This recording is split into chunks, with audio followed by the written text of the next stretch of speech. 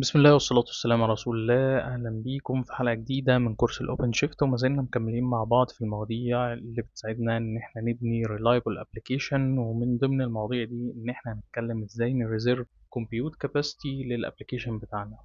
يعني إيه compute capacity؟ يعني احنا بنتكلم عن virtual CPUs و virtual RAM للأبليكيشن بتاعنا اللي بيستخدمهم علشان يكون قادر إن هو يقوم البروسيس بتاعته. طيب، وأولا خلينا نتكلم عن حاجة اسمها الكمبيوت ريسورس ريكويستس. والريسورس ريكويستس تكون عبارة عن المينيمم ريكويرمنتس من في سي بي يوز أو فيرتشوال رامز اللي بيحتاجها الابلكيشن بتاعنا عشان يكون شغال فولي فانكشنال وشغال كويس. ومن ناحية الاوبن شيفت، فالاوبن شيفت بيستخدم الريكويستس دي علشان يبتدي يسكادول البودز بتاعة الابلكيشن بتاعنا. يعني مثلا الاوبن شيفت لما بيجي له ان احنا المينيمم ريكويرمنتس اللي احنا محتاجينها، او بمعنى اخر الريسورس ريكويستس اللي احنا طالبينها، مثلا 100 ملي سي بي يو و1 جيج اوف رام، بيبتدي يتشيك على كل الوركر نودز اللي موجودة عنده، ويبتدي يشوف انهي وركر نود فيها الاماونت ده من الريسورسز افيلبل، ويبتدي يسكادول البود بتاع الابلكيشن بتاعنا على الوركر نودز دي. طبعا الريكويستس دي بتكون بير كونتينر مش بير الابلكيشن كله. طيب، احنا بنحسب ازاي الميموري والسي بي يو؟ زي ما انا كنت قلت لك من شويه، لو احنا عندنا 100 ملي سي بي يو. يعني ايه 100 ملي سي بي يو؟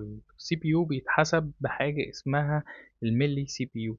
ان احنا عندنا كل فيرتشوال سي بي يو بيتقسم الى 1000 ملي سي بي يو. ان احنا بنقسم ال 1 فيرتشوال سي بي يو على 1000. فلو احنا مثلا قلنا له 100 ملي، يعني احنا بنستخدم 10% من الفيرتشوال سي بي يو بتاعنا. والميموري بتتحسب بالطريقه العاديه اللي هي بالبايتس. يعني ممكن نقول له 1 كيلو بايت، 1 ميجا بايت، 1 جيجا بايت، على حسب احنا محتاجين ميموري قد ايه. طيب، احنا كده في الريكوستس رحنا حددنا احنا محتاجين مينيمم ريكويرمنتس قد ايه، لكن ما حددناش ايه الماكسيمم اللي ممكن الابلكيشن بتاعنا يقدر يستخدمه. ماكسيمم يعني انا مثلا في بعض الابلكيشنز بيكون فيها بجز زي حاجه اسمها الميموري ليك. الميموري ليك ده ان الابلكيشن بيبتدي يسحب ميموري ويستخدمها، وما بيعملش ريليز للميموري بعد ما يستخدمها، بيفضل ريزيرفر للميموري، ولما بيحتاج يقوم بروسيس تانية جواه يبتدي يسحب ميموري جديدة، وهكذا يفضل الابليكيشن عمال يزود الميموري اللي هو بيستخدمها. فاحنا لازم نحدد ونحط ليميت للريسورسز اللي بيستخدمها الابليكيشن بتاعنا، سواء كانت ميموري او سي بي يو. فهنا بيجي دور حاجة اسمها ريسورس ليميتس. ريسورس ليميتس دورها ان هي تحدد او تحط ليميت للابليكيشن بتاعنا في الاماونت اوف ريسورسز اللي هو بيروح يستخدمها. فمثلا الميموري ليميت بتسبيسيفاي الاماونت بتاعت الميموري اللي الكونتينر بتاعنا يقدر يستخدمها لكل البروسيسز اللي شغاله جواه. فلو الكونتينر بدا يريتش الليميت اللي احنا محددينه، اللي بيحصل ايه؟ الكمبيوت نود بتروح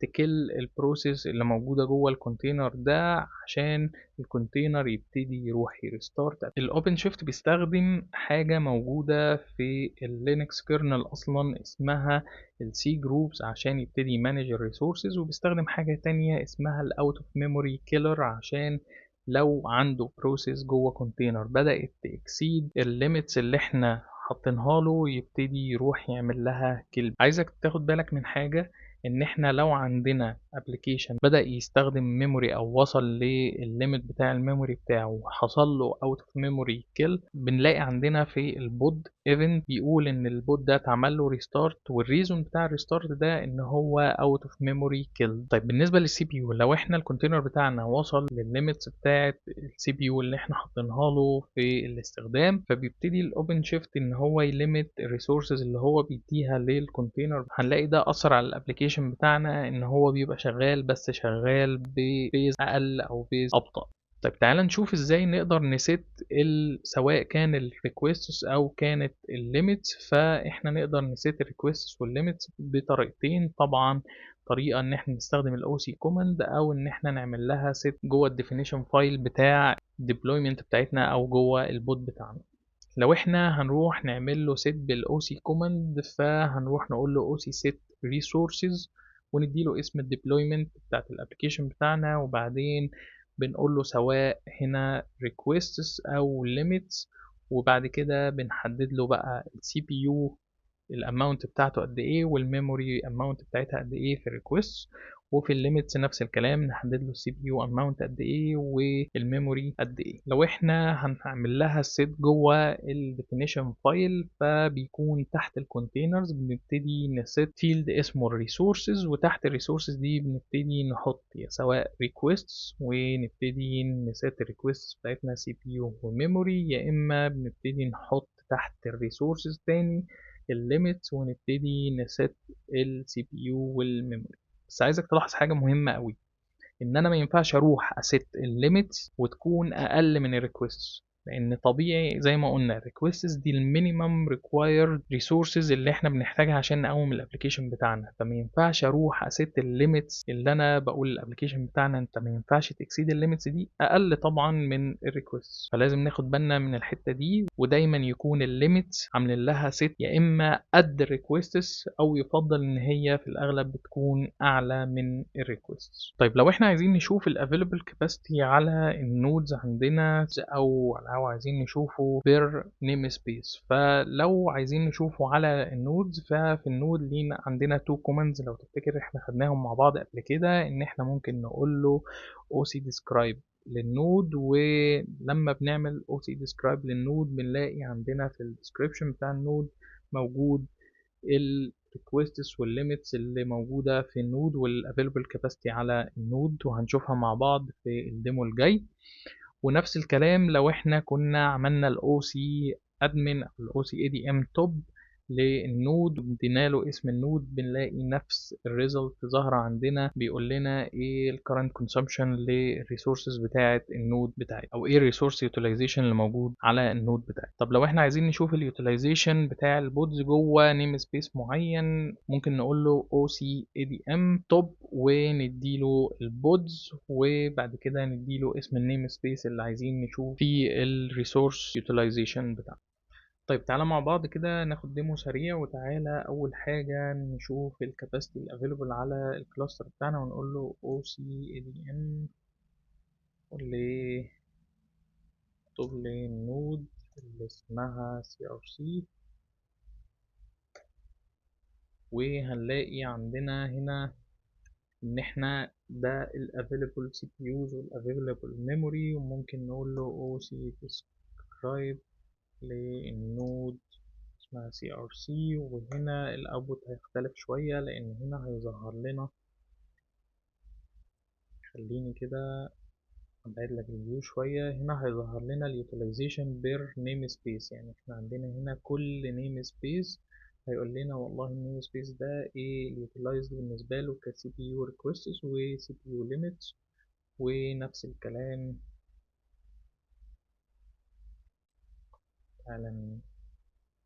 تعالى ناخد الاوتبوت تاني هنا اهو كده سي بي يوز وميموري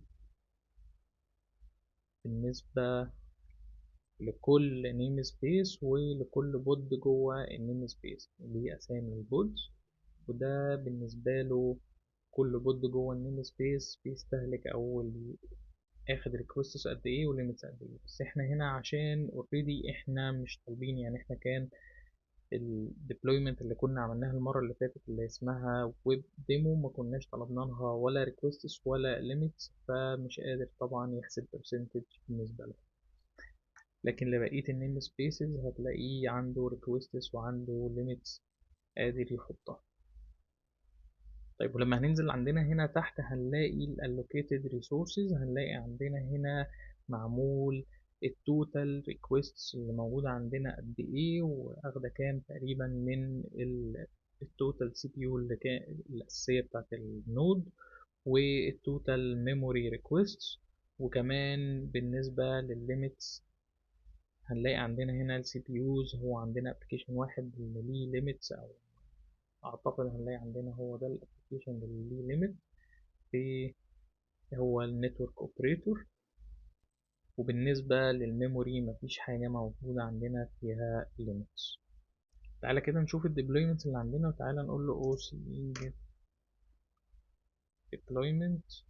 عندنا deployment واحدة اسمها ويب ديمو. طب تعالى نشوف البودز اللي جواها OCE بودز، وناخد بود من البودز دي نشوف الريسورسز والليميتس اللي جواه.